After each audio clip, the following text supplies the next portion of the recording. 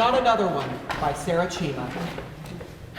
Guys, sometimes I don't know if I can handle another one. Another uncomfortable pause, another shift in body language, another dance of, did you get the vaccine? And no, it was too quick, and no, I don't know what's in it, and no, and I will not. I wish it were just a simple question and answer, like all the other checklists in my patient visits. I can ask a patient about their home life, diet, drug use, and sex life, and get an answer so nonchalant that I have to double check that they're listening. But the same person might nearly freeze when I ask about the vaccine. It's almost as if I can see their spine straighten, their muscles tense, prepare for battle with the know-it-all doctors and their students. Their walls come up and suddenly we're miles apart.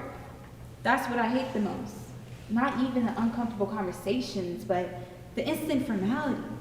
As if it's no longer just two people speaking in a tiny room, but instead a hot seat interview on a news channel. And that's not to say that they're all the same. They definitely aren't. I mean, there are those genuinely seeking information, truly torn between a desire for safety and a fear of complications unknown. There are those paralyzed not by their own fear, but by their daughters' or sisters' fears.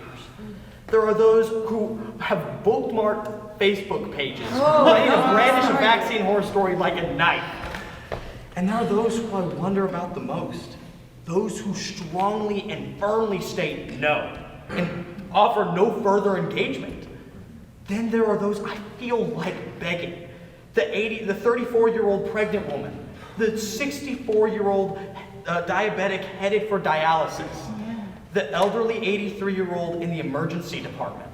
I mean, with them I walk the thin line between persuasion and disillusionment, hoping I don't trigger the dreaded blank stare.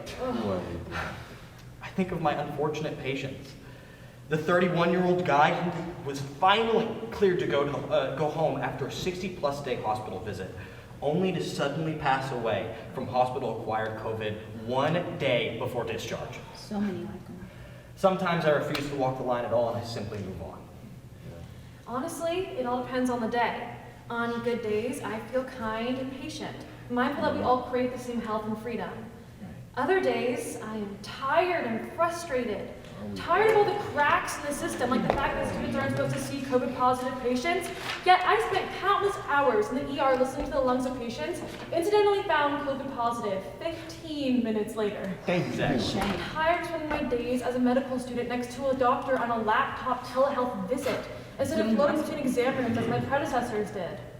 Tired of the relentless acne from wearing a mask for 8 to 12 hours daily. I don't got their problem. On these days, my brain reverts to its primitive schema mode and determines the status of each person, either with us or against us. I know, this is not the reality. I know that everyone supports healthcare workers and vaccine hesitancy is remarkably multifactorial. Still, compassion fatigue is real, and it permeates hospital halls like its own disease. I try to imagine what the vaccine is to them. Often it seems it's impossible we're talking about the same thing. What is to them a dreaded and dangerous trap is to me a golden ticket, a precious shield in a chaotic war zone. It absorbed some of the helplessness that we were drowning in. It gave me a guiding light, a dream of an education unmarred by the new virus. The truth outside the politics, fear, and hopeful dreaming probably lies somewhere in the middle. The vaccine is neither a magical cure-all nor a manufactured lie. It is just a little piece of nucleic acid that travels into cells and becomes a protein that we hope makes a difference.